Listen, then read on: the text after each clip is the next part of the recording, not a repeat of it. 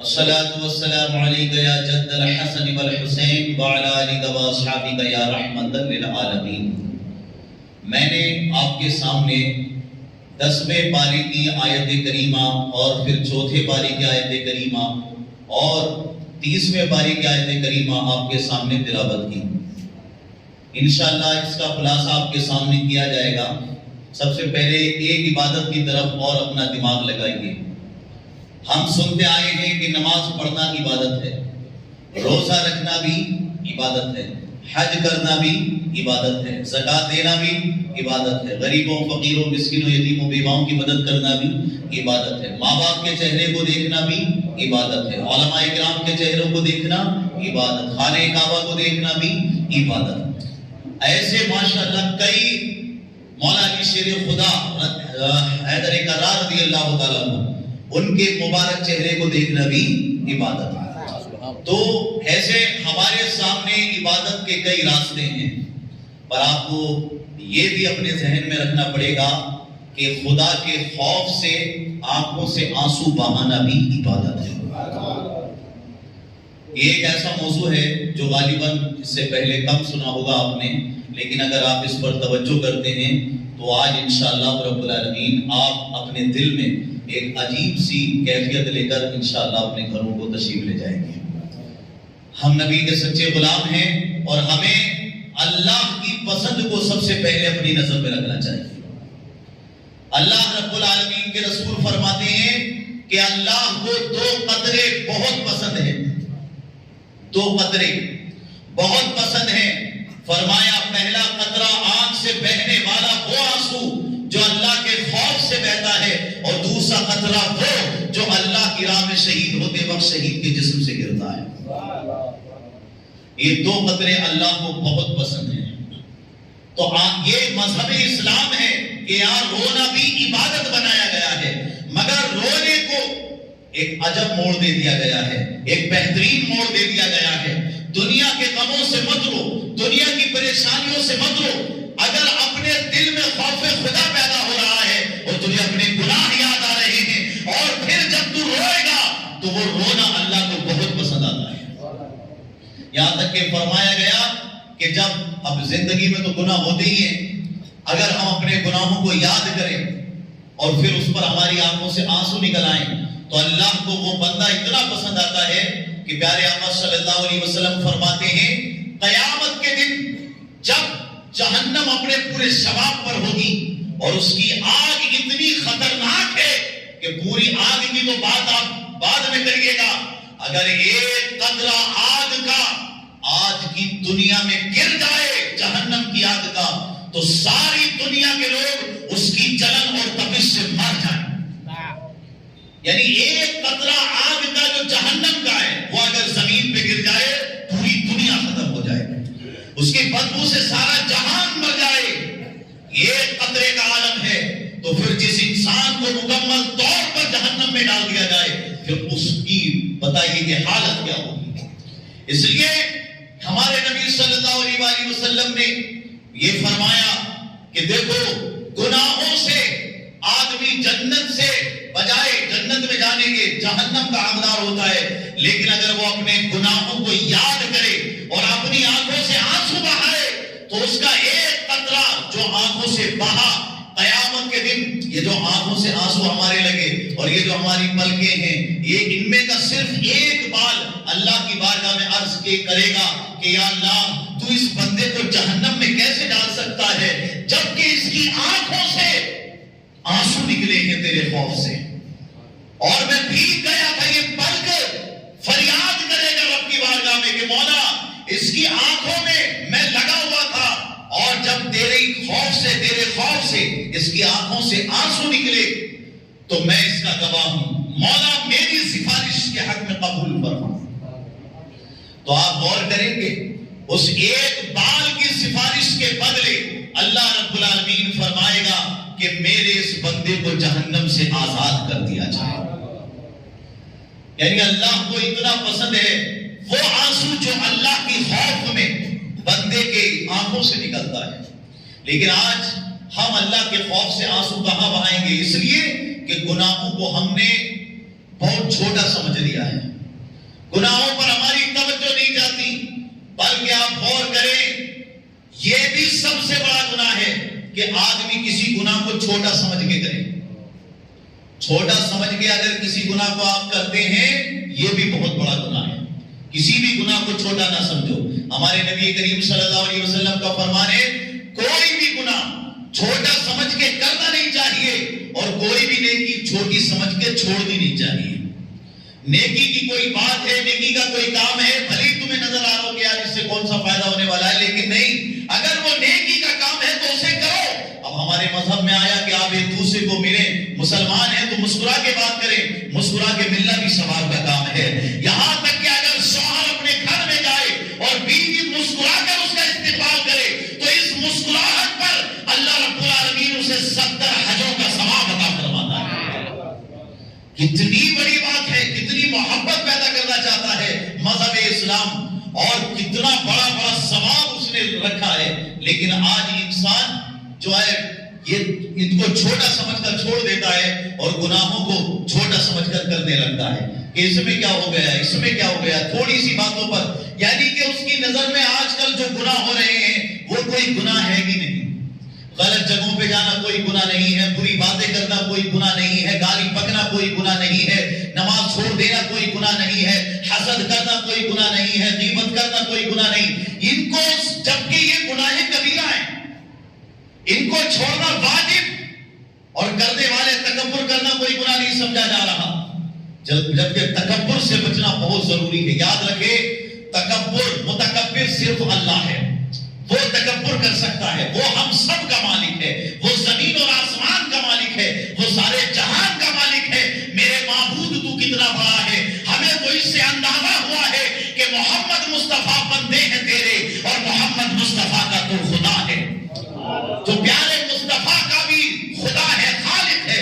اس کا مقام و مرتبہ آپ کہاں مطلب دیکھیں کہ کتنا بڑا مقام و مرتبہ اور کتنی عظمت ہے اللہ رب العالمین کی. تو اب غور کریں اپنی حالت پر کہ ہم کیا ہیں. دنیا میں اپنی مرضی سے نہیں آئے. کیا کوئی آیا تھا اپنی مرضی سے کہ مجھے پیدا ہونا ہے، 9 مہینے والدہ کے پیٹ میں اس طرح رہنا ہے؟ زمین پہ ہمیں تو 5-10 سال کی عمر تک ہوش بھی نہیں رہا. ہم کہاں تھے، کیسے تھے؟ اپنی مرضی سے نہیں آئے اور کوئی بھی دنیا سے اپنی مرضی سے نہیں جائے گا. نہ اپنی مرضی سے آئے ہیں، نہ اپنی مرضی سے دنیا سے جانا ہوگا. تو پتہ یہ چلا کہ جس رب کی مرضی سے دنیا میں آئے اور جس رب کی مرضی سے دنیا سے جانا ہوگا، اسی رب کی مرضی سے دنیا میں جینا ہوگا. زندہ رہنا ہے تو اسی کی مرضی کے تحت رہنا ہے. ہمیں اسلامی احکام کو فالو کرنا ہے اور یہ دیکھنا ہے کہ گناہ کے کام سے ہم کیسے بچ سکتے ہیں، غلط جگہوں سے ہم کیسے بچ سکتے ہیں، غلط عادتوں سے ہم کیسے بچ سکتے ہیں. اپنے دل میں خدا کا خوف پیدا کریں، اللہ کا ڈر پیدا کریں. کسی کو گالی دیتے وقت، کسی کو برا کہتے وقت، کسی پر ظلم کرتے وقت یہ اپنے دل میں ہمیں خوف رکھنا ہوگا، اللہ کا ڈر رکھنا ہوگا. اگر ہم نے تکبر میں آ کر، غرور میں آ کر کسی کو گالی بک دی، کسی پر ظلم کر دیا، کسی کے ساتھ غلط سلوک کیا، تو یاد رکھیں موت کے بعد ہمارا ٹھکانہ بہت برا ہونے والا ہے. یہ میں کسی ایک کے لیے نہیں بول رہا ہوں، سب کو بول رہا ہوں. ہمیں اپنے دل میں خوف رکھنا ہوگا. اپنے ہاتھوں کو روک لو اور جس طریقے سے کسی نے پوچھا کہ ہم کتنی مرتبہ کس کو معاف کریں، وہ غلطی کرتا ہے تو کیا اسے معاف کر دیں؟ کیا بیوی کو معاف کر دیں؟ کیا بیٹے کو معاف کر دیں؟ کیا پڑوسی کو معاف کر دیں؟ کتنی مرتبہ معاف کریں؟ تو سبحان اللہ کیا جواب دیا کسی بزرگ نے کہ جتنی مرتبہ، بلکہ ہمارے نبی نے حضرت انس سے فرمایا کہ جتنی مرتبہ تو اپنے رب سے امید رکھتا ہے کہ رب تجھے معاف کر دے، اتنی مرتبہ تو بھی خود لوگوں کو معاف کر دے. یعنی تیرے دل میں بھی تو یہ امید ہے نا کہ اللہ تیرے گناہوں کو معاف فرمائے، اللہ تیری خطاؤں کو معاف فرمائے، اللہ قبر میں آسانی فرمائے، اللہ آخرت میں آسانی فرمائے. اس لیے کہ عزیزان محترم، قبر وہ پہلی منزل ہے کہ جب حضرت عثمان غنی ذوالنورین رضی اللہ تعالیٰ عنہ قبرستان میں تشریف لے جاتے تھے تو اتنا روتے تھے کہ آپ کی داڑھی بھی آنسوؤں سے بھیگ جایا کرتی تھی. اور آج قبرستان میں بھی دنیا کی باتیں ہو رہی ہوتی ہیں، دنیا داری کی باتیں ہو رہی ہوتی ہیں، دین کی باتوں سے کوئی مطلب نہیں ہوتا. کتنے لوگ ہیں کہ قبرستان میں پہنچنے کے بعد بھی نماز ادا نہیں کر پاتے. بتائیے جبکہ وضو کے لیے وہاں پانی موجود ہے, سارے معاملات موجود ہیں, کم سے کم اگر اچھی نیت کے ساتھ کھڑے بھی ہو جائیں تو اتنی بڑی برکت ہے اللہ اکبر کہ اگر وہ جس کا آپ جنازہ پڑھ رہے ہیں اگر وہ جنتی ہے تو جتنے نماز پیچھے پڑھنے والے ہوتے ہیں اللہ سب کو جنتی بنا دیتا ہے. اور سنیے اس کے صدقے میں سب کی بخشش. اور اگر وہ جنتی نہیں ہے تو لوگوں میں پڑھنے والے میں, کیونکہ جہاں 40 مومن ہو وہاں ایک اللہ کا برگزیدہ اور مقبول بندہ ضرور ہوتا ہے, محبوب بندہ. یہاں بھی الحمدللہ 40 سے زیادہ ایمان والے موجود ہیں. کون اللہ کا ایسا نیک بندہ ہے جس کے دل میں محبت, ادب اور احترام ہے, قرآن و سنت اور دین پر بر مٹنے کا جذبہ ہے, اسی کے جذبے کے تحت پورے مجمع کی بخشش اور مغفرت ہو جاتی ہے. تو اس لیے جو ہے عزیزان محترم ہمیں یہ چیز اپنے ذہن میں اور مزاج میں رکھنی پڑے گی, اور یہ بات کہ کوئی بھی نیکی کاموں کا ہاتھ سے جانے نہ دیں. لوگ سوچ لیتے ہیں کہ 2-3 منٹ کی تو نماز ہے, چلو دفن میں آگے نماز پڑھ کے کیا ملے گا, یہ سوچ کے نماز ادا نہیں کرتے, بلکہ عزیزان محترم صرف چہرہ دکھانے کے لیے کچھ لوگ جاتے ہیں کہ اگر ہم نہیں گئے تو اس کے خاندان والے بھی نہیں آئیں گے.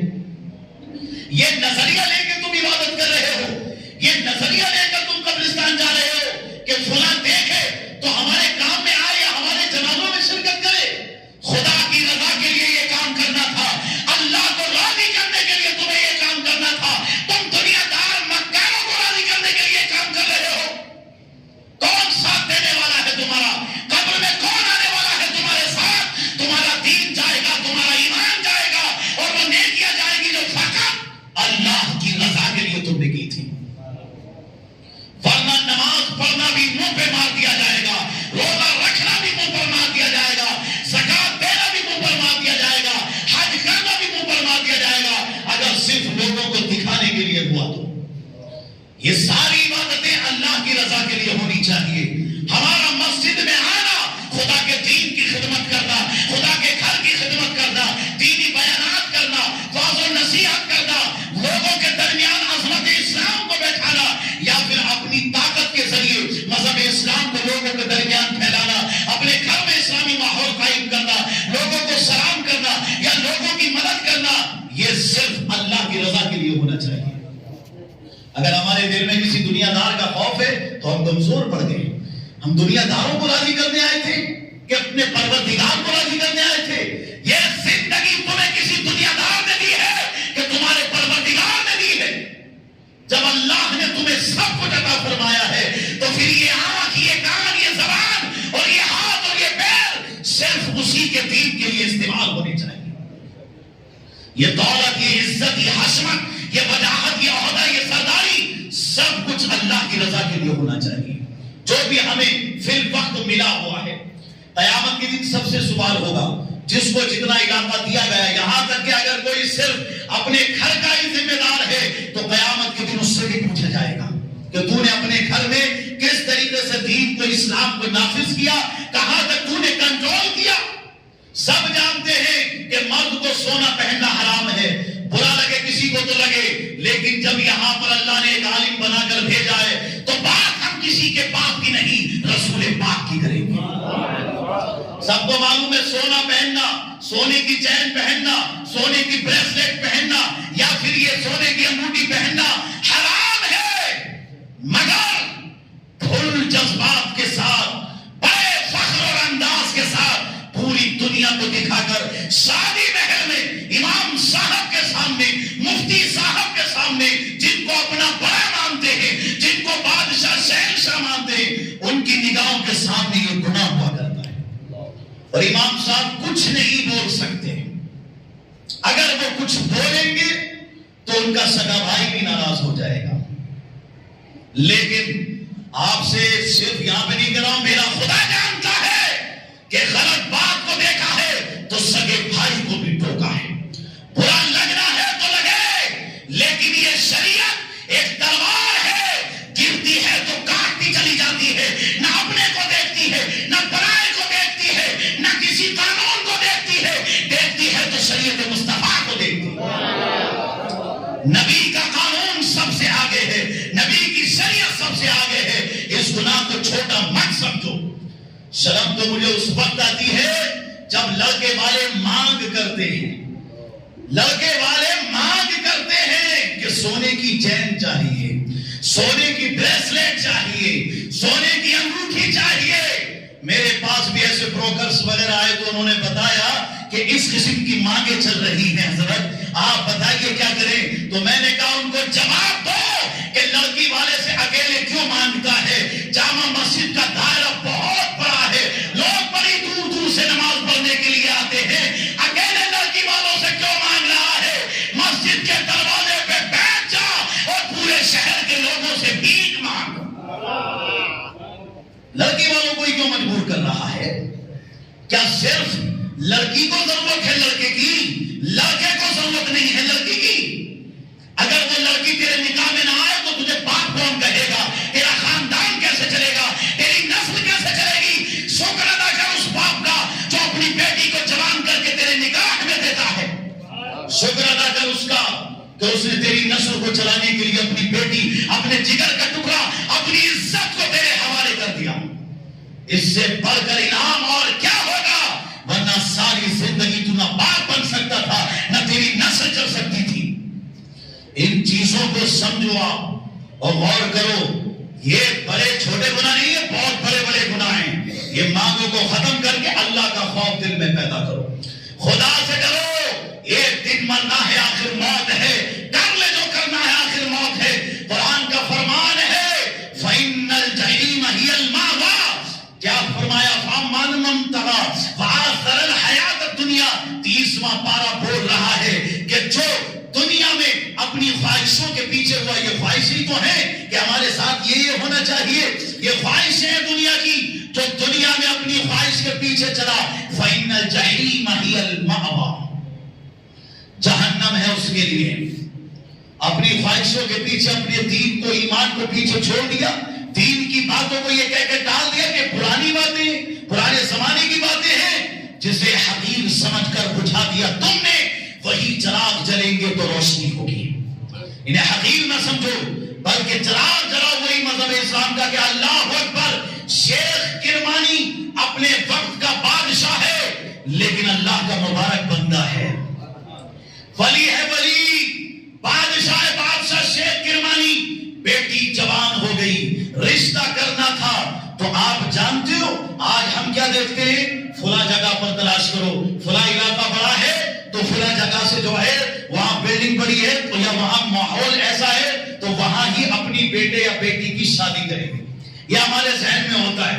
اب شیخ کرمانی صاحب بادشاہ ہیں صاحب، تو بڑے بڑے بادشاہوں کے بیٹوں کے جو ہے رشتے آئے، لیکن آپ نے کوئی جواب نہیں دیا۔ تلاش شروع کی لڑکے کی تو کہاں گئے؟ لندن، فارس، جاپان، انگلینڈ، ہالینڈ، فارس، کہاں گئے؟ بلکہ سبحان اللہ کہیں نہیں گئے۔ حضرت شیخ کرمانی نے جب اپنی بیٹی کے لیے بیٹا تلاش کیا تو مسجدوں کو دیکھنا شروع کر دیا۔ کون ہے ایسا نوجوان جو اللہ کی عبادت میں لگا رہتا ہے؟ کون ہے ایسا نوجوان جو اللہ کی عبادت کرتا ہے؟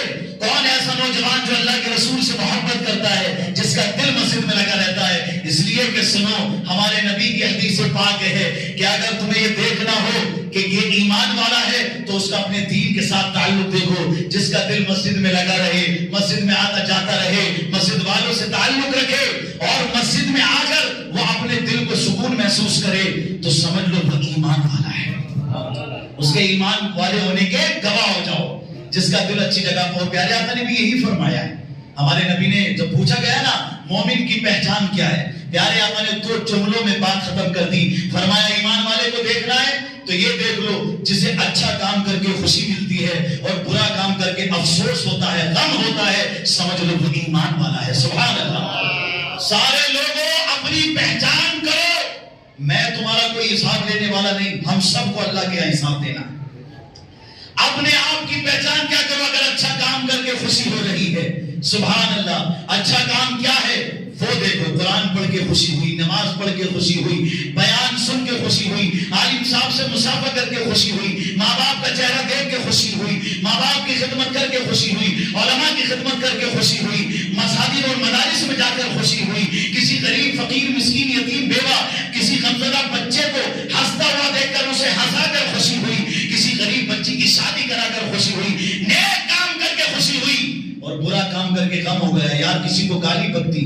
اب غم ہو رہا ہے، پریشانی ہو رہی ہے، دل پریشان ہے کہ یہ گناہ کا کام کیوں ہو گیا، چغلی کر دی، غیبت کر دی، نماز چھوٹ گئی، یا کوئی ایسا کام ہو گیا جو شریعت کے خلاف تھا۔ اب اگر یہ تمہیں غم ہو رہا ہے تو آپ گواہ ہو جائیں کہ آپ کا یہ غم آپ کو ایمان والا ثابت کر رہا ہے۔ نیکی کے کام پر خوش ہونا آپ کے ایمان کو ثابت کرتا ہے، برے کام پر غم زدہ ہونا آپ کے ایمان کو ثابت کرتا ہے۔ یہ ہمیں دیکھنا پڑے گا۔ شیخ کرمانی اپنی بیٹی کے لیے رشتہ تلاش کر رہے ہیں، تو کہاں دیکھ رہے ہیں؟ بڑے بڑے محلوں میں، بادشاہوں میں نہیں، مسجد کی طرح شروع کرتے ہیں۔ مسجد میں آئے تو ایک نوجوان کو دیکھا، فجر کی نماز کے بعد جب ذکر میں بیٹھا تو عبادت ہی کرتا رہا، اپنے کام پر گیا، پھر آیا ظہر میں بیٹھا تو ظہر سے لے کے پھر اس نے عبادت شروع کی، پھر اپنا جو کام تھا وہ نپٹا کے آیا، پھر عصر میں، یعنی دنیا کے کام سے بھی کوئی منع نہیں ہے، تجارت ہو نیک نیت کے ساتھ ہو تو وہ بھی عبادت بن جائے گی۔ اب وہ نوجوان ہر وقت کی نماز کی پابندی کرتا رہا، شیخ کرمانی اس کو دیکھتے رہے اور دیکھتے رہے کافی ٹائم تک، کافی دنوں تک جب انہوں نے اس کو دیکھا، اس کی پرہیزگاری ثابت ہو گئی تو آپ نے پھر اس نوجوان سے ڈائریکٹ بات کی کہ بیٹے تیرے لیے ایک رشتہ ہے میرے پاس۔ یہ اچھا رشتہ؟ بولے میں تو بہت غریب ہوں، مجھ سے کون شادی کرے گا، میرے پاس تو اتنا مال و منال بھی نہیں ہے۔ تو فرمایا کہ میں شیخ کرمانی ہوں۔ اور نوجوان کھڑا ہو گیا، آپ تو بادشاہ ہیں۔ کہا ہاں مگر سن، میں اپنی بیٹی کی شادی تیرے ساتھ کروں گا، کیونکہ تیرے دل میں دنیا کی دولت کی نہیں، اللہ اور رسول کی محبت میں دیکھ چکا ہوں، خدا کے دین کی محبت میں دیکھ رہا ہوں، میں بیٹی کی شادی کروں گا تیرے ساتھ۔ اور پھر کیا ہوا؟ بیٹی کی شادی بھی کی۔ اب آپ سوچو کہ بادشاہ تو بہت بڑا مال و منال دے دیا ہوگا، نہ آپ نے دیا اور نہ اس نوجوان نے لیا۔ شادی کر کے گھر پہ آئے تو اب دلہن نے جب وہاں پر دیکھا تو ایک روٹی رکھی ہوئی تھی مٹکے پر، بس سوکھی روٹی۔ دلہن واپس جانے لگی اور گھر میں کچھ بھی نہیں تھا، تو وہ کہنے لگا نوجوان کہ مجھے پتا تھا بادشاہ کی بیٹی یہاں کیسے رک سکتی ہے۔ تو اب دیکھیے شیخ کرمانی کی بیٹی کا جواب، کہا کہ میں تمہارے گھر کی حالت دیکھ کے نہیں جا رہی ہوں، بلکہ آپ یہ بتاؤ یہ جو مٹکے کے پانی کا جو مٹکا ہے، مٹکا بولتے ہیں، وہ ادھر کچھ اور ہی اس کا مطلب نکالتے ہیں، وہ مٹکا نہیں، پانی کا گھڑا سمجھیے آپ، پانی کا جو گھڑا ہے اس کے اوپر ایک سوکھی روٹی جو رکھی ہے، مجھے اس بات کا جواب دو کہ یہ تم نے کیوں رکھی ہے؟ وہ سوال کہنے لگا کہ کل میں نے اس روٹی کو رکھ دیا تھا تاکہ آج میں اس کو کھا سکوں۔ تو بیٹی نے جواب دیا، شیخ کرمانی کی بیٹی نے کہا، یعنی اس لڑکے کی بیوی نے، کہ تمہیں اللہ پر بھروسہ نہیں تھا کہ وہ آج بھی تمہیں کھانے کو عطا فرمائے گا، جو تم نے کل ہی جو ہے آج کے لیے اسٹاک کر کے رکھ لیا، یعنی کل کا جو تم نے اپنا سامان رکھا، کل کا جو تم نے یہ روٹی کو جمع کر کے اپنے لیے رکھا، تو کیا تمہیں اللہ پہ بھروسہ نہیں تھا کہ جس اللہ نے تمہیں کل کھلایا وہ آج بھی تمہیں کھلائے گا؟ تو جب بھروسہ ہے رب پر تو تم نے پھر کل کی روٹی کو آج کے لیے کیوں رکھا؟ تم نے اسے صدقہ اور خیرات کیوں نہیں کیا؟ اگر بچ بھی گئی تھی تو اپنے لیے نہ رکھتے بلکہ صدقہ اور خیرات کر دیتے۔ سبحان اللہ۔ پھر وہ بیٹی کہتی ہے، یعنی اس شوہر کی بیوی کہتی ہے کہ اب یا تو اس گھر میں رہوں گی یا یہ روٹی رہے گی۔ سبحان اللہ۔ وہ نوجوان اس روٹی کو باہر لے کر گیا اور کسی بھوکے کو دے آیا، خیرات کر دیا۔ کیا ان کے عقیدے ہوتے تھے یار؟ سوچو آج ہمارے پاس اتنا کچھ ہے اللہ کا دیا ہوا کہ ہماری دو چار چار نسلیں کھا سکتی ہیں بیٹھ کر، پھر بھی رب پر بے بھروسے والی بات یہ ہے کہ نہ عبادت میں دل لگتا ہے، نہ قرآن کی تلاوت میں دل لگتا ہے، حل من مزید، نہ نیک کاموں میں کوئی ہمارا دل لگتا ہے، نہ خوف خدا سے دل ہوتا ہے، بلکہ جس کے پاس جتنی دولت آتی ہے اس پہ وہ متکبر بن جاتا ہے، غریبوں کو ستانے لگتا ہے، حکومت چلانے لگتا ہے، غلط کام کرنے لگتا ہے، عیاشی میں مبتلا ہو جاتا ہے، برے کاموں میں لگ جاتا ہے، حالانکہ اسے یہ چاہیے تھا کہ اس دولت پر اللہ کا شکر ادا کرتا اور اللہ کے مجبور مندوں کی مدد کرتا، ضرورت مندوں کی مدد کرتا، ظلم کو ختم کرتا، اپنے معاشرے سے برائیوں کو ختم کرتا، برائیوں کو مٹاتا، کیونکہ سبحان اللہ یہ طاقت اور دولت کے ذریعے اور دین کی باتوں کے ذریعے ممکن ہے کہ ہمارے معاشرے سے برائیوں کو مٹایا جائے۔ ہمارے نوجوانوں کا جو وقت 11 12 1 بجے تک فالتو فالتو چیزوں میں گزر رہا ہے اسے وہاں سے بچا کر عبادت میں لایا جائے. وہ عشاء کی نماز ادا کرے, پھر قرآن کی تلاوت کرتے کرتے نبی پر درود پڑھتے پڑھتے سو جائے. اس کا کہنا صرف یہ ہو کہ میں سو جاؤں یا مصطفیٰ کہتے کہتے اور کھلے آنکھ صلی علی کہتے کہتے. یہ کب ہوگا؟ آپ سب کو بیدار ہونا ہوگا. صرف سن کے جانا اور بعد میں کسی کو نہ بتانا یہ غلط بات ہے. ابھی آئے جمعے میں انشاءاللہ عصر کی نماز میں بھی آؤ, مغرب میں بھی آؤ, عشاء میں بھی آؤ. دنیا کا کوئی کاروبار چھوٹے چھوٹ جائے مگر تمہاری عبادت نہیں چھوٹنی چاہیے. اللہ نے تمہیں آج اتنا کچھ عطا فرمایا ہے. کوئی بھی آدمی ایسا نہیں ہے جس کے کپڑے بدن پہ کپڑے نہ ہو, جس کو کھانے کے لیے گھر میں کھانا نہ ہو. سب کچھ موجود ہے پھر بھی عبادت نہیں کر رہے. ہمارے نبی کی پیاری بیٹی 5 دن کا فاقہ کر کے بھی اللہ کی عبادت کرتی ہے اور فجر کے بعد جب سر سجدے میں رکھتی ہیں اور یعنی کہ عشاء کی نماز کے بعد جب سر سجدے میں رکھتی ہیں تو فجر کی اذان ہو جائے. اتنا زیادہ ان کو عبادت کا ذوق و شوق, کیونکہ انہیں پتا تھا آخرت کی بڑی منزل ہے. دنیا میں تو ہمیں چند لمحوں کے لیے جینا ہے, 50 سال 60 70 80 سال, بس اس کے بعد چلے جائیں گے, کم و بیش کچھ زیادہ نیچے ہوگا. لیکن یہ جو عبادت ہے, یہ جو ہم یہاں پر آئے ہیں, یہ ہمارے ساتھ عزیزان محترم قیامت میں بھی ہمارے یہ وقت کام آئے گا جو ابھی ہم نے یہاں پر گزارا. برائیوں سے بچو, گناہوں سے بچو, غلط عادتوں سے بچو, اپنے آپ کو بہتر بناؤ. اور بہتر بنانے کا طریقہ یہ ہے کہ نبی کی شریعت کو سیکھو, نبی کی سنتوں کو سیکھو. فجر بعد بیان ہوتا ہے اس میں تشریف لاؤ, مغرب بعد بیان ہوتا ہے اس میں بھی آپ شرکت کرو. سارے لوگ 2-4 منٹ کا وہ بیان روزانہ انشاءاللہ آپ کے ایمان کو تازگی بخشے گا. ابھی بہت سی باتیں کرنے کے لیے, پر میں یہی کہنا چاہتا ہوں عزیزان محترم کہ اپنے دل کو اللہ کی یاد کی طرف لگائیے اور اللہ کے خوف سے روئیے, برائیوں سے بچیے. جو دنیا میں روتا ہے قیامت کے دن اللہ رب العالمین اس کو خوشی عطا فرمائے گا. حضرت عمر فاروق اعظم اللہ کے خوف سے اتنا روتے تھے کہ آنکھوں کے نیچے 2 سیاہ نشان بن گئے تھے, یعنی کالے نشان بن چکے تھے. حضرت عمر فاروق اعظم, اور یہ وہ عمر ہے جن کو اللہ کے نبی نے فرمایا کہ میرے بعد کوئی نبی ہوتا تو تو ہوتا. یہ وہ عمر ہے کہ جن کے بارے میں آقا اللہ کے نبی نے انہیں بشارت دی کہ تو چلتا پھرتا جنتی ہے, اور زمین میں میرے 2 وزیر ہیں اور آسمان میں بھی 2 وزیر ہیں. زمین میں جو 2 وزیر ہیں وہ حضرت ابوبکر صدیق ہیں, حضرت عمر فاروق اعظم ہیں. اتنا بڑا مرتبہ, پھر بھی اللہ کے خوف سے اتنا روتے ہیں, انصاف کرتے ہیں, عدل کرتے ہیں, ظلم نہیں کرتے. طاقت بہت ہے, پاور بھی بہت ہے, لیکن اس کا صحیح استعمال کیا. یہ انسانوں کی بات تو چھوڑے, جانوروں تک پر آپ نے رحم کی اپیل کی اور کہا کہ ایک کتا بھی میری حکومت میں پیاسا نہیں رہنا چاہیے, اس کو بھی اس کی وافر مقدار کے تحت کھانا پہنچنا چاہیے. جو وہ کھاتا ہے یا جو بھی اس کا مطلب استعمال ہے, پیاسا نہیں مرنا چاہیے, وہ بھی بھوکا نہیں مرنا چاہیے. اللہ اکبر. تو عزیزان محترم اپنے دلوں میں خوف خدا کو رکھتے ہوئے اپنی زندگی شریعت کے دائرے میں گزاریں. شادی بیاہ کے موقع پہ بے حیائیاں عام ہوتی جا رہی ہیں اور برائیاں پھیلتی جا رہی ہیں, اس کو ختم کریں اپنے معاشرے سے. جمعے میں جلد سے جلد تشریف لایا کریں. 1 بجے بیان شروع ہوتا ہے. کچھ ہمارے بھائی اب بھی نہیں آئے ہیں, دیکھو اتنا ٹائم ہو گیا ہے, اور اس کے بعد بھی ابھی کچھ لوگ اس وقت آئیں گے جب خطبہ ہو چکا ہوگا, اور پھر آئیں گے اور 2 رکعت پڑھیں گے اور پھر اس کے بعد میں پھر چلے جائیں گے.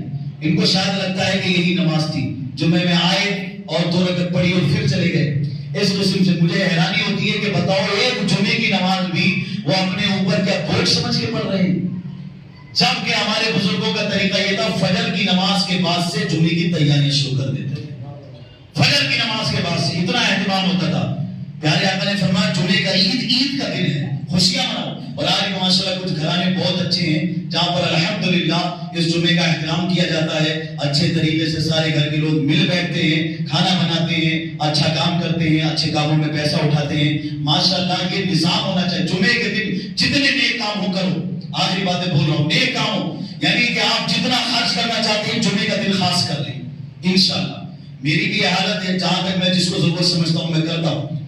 اور ماشاءاللہ میں ایسے لوگوں کو بھی جانتا ہوں جو اس جمعے میں الحمدللہ اچھے طریقے سے اپنے پیسوں کا استعمال کرتے ہیں. بیت المال میں بھی دیا کریں, اور ساتھ ساتھ جو ابھی عید میلاد النبی کا گولک ہے ماشاءاللہ اس میں بھی نبی کی محبت میں, کسی دنیا دار کی محبت میں نہیں, اپنے نبی کی محبت میں انشاءاللہ جو گولک ہے, جو نبی کے نام پر رکھی گئی ہے انشاءاللہ اس میں بھی جو ہے اپنے دل سے کریں اور اپنے گھروں کو بھی سجائیں، دلوں کو بھی سجائیں، اور مطلب سارے نیک کاموں میں بڑھ چڑھ کر حصہ لیں۔ جو بھی نیک کام کرتے ہیں آپ کو میں زیادہ اس سے آگے بول نہیں سکتا، لیکن آپ کی نظر میں اور بھی اچھے کام ہیں تو وہ کیجیے۔ اس دن ماں باپ کی خدمت، علماء کی خدمت، ائمہ کرام کی خدمت، محسنین کی خدمت اور مساجد و مدارس کی خدمت، ضرورت مندوں کی خدمت، مسافروں کی خدمت، یہ ایک دن ایسا خاص کر لیجئے کیونکہ اس میں ایک نیکی 70 نیکیوں کے برابر ہے۔ آپ 100 روپے بھی دیں گے تو 7,000 روپے کا ثواب اللہ عطا فرمائے گا۔ 500 پر 35,000 کا ثواب جو اللہ کی رضا کے لیے آپ نے دیا۔ اللہ کی رضا والے بہت سے کام ہیں، اللہ کی رضا اللہ کو خوش کرنے کے لیے آپ نے دیا، اور اگر 1,000 روپے خرچ کیے تو سبحان اللہ 70,000 روپے خرچ کرنے کا ثواب اللہ آپ کو عطا فرمائے۔ تو یہ خرچ کرنے والا اپنے دل میں ذہن رکھے، تقریر کے ذریعے، بیان کے ذریعے، طاقت کے ذریعے، دولت کے ذریعے دین کا کام کرے۔ مولا تبارک و تعالی سب کے علم و عمل میں برکت عطا فرمائے، خدا کے خوف سے رونے والی آنکھیں ہمیں عطا فرمائے، ہماری زندگی میں ضروری کیا ہے اسے سمجھنے کی مولا توفیق دے، شادی بیاہ کی فضول خرچیوں اور فضول رسموں کو ختم کرنے کی مولا توفیق عطا فرمائے۔ السلام علیکم ورحمۃ اللہ۔